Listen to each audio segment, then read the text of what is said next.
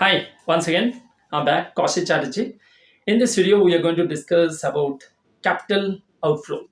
As we have already discussed, last video, and based on that one, all this discussion we are going to do.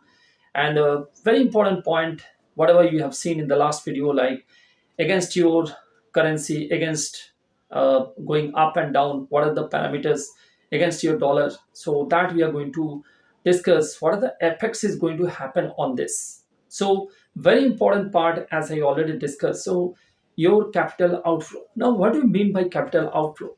A common man, even definitely this will be a core event discussion, but as a common man, definitely I not have any idea like what exactly the capital outflow and why it is going to be hampered even in my own country's even currency against even your dollar, against even if I talk even in the US dollar, right?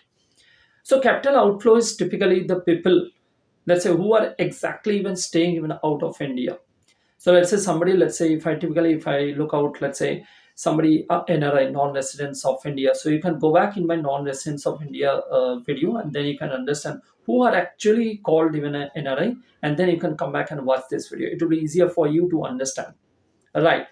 People, let's say they are not even staying in India. Let's say they are already staying in the other country, right? But whatever asset they have in India, so they are going to selling it off in very typical understanding. You have to understand this point.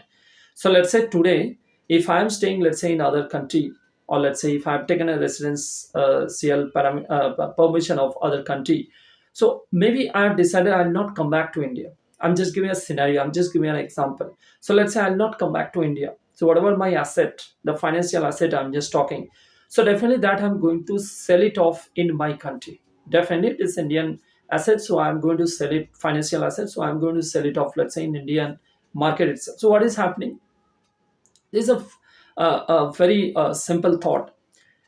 Somebody from the commerce background, somebody from the finance background, even they will be also able to understand. Even with your experience, with your educational background, also you'll be able to understand. So whenever I have a demand, right?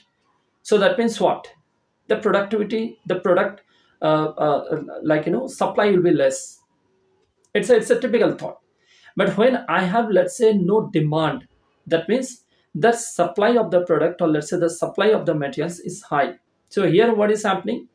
The moment, let's say, if I, let's say whatever my Indian financial asset, whatever I have, if I'm going to sell it off, and let's say if it is happening on a major range of people, so what is happening? The supply will be more, but the demand will be less.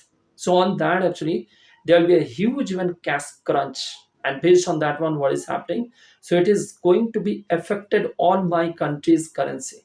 It is going to be, because nobody is going to buy, nobody is going to extend, nobody is going to take it forward, and based on that one, it is definitely, it is going to be hampered on your currencies. So that is the one parameter already we have discussed out of the five parameters. And this is definitely, this only could be even controlled by that person, by, and that could be, let's say, any kind of fairness, that could be, let's say, a kind of opportunity, right?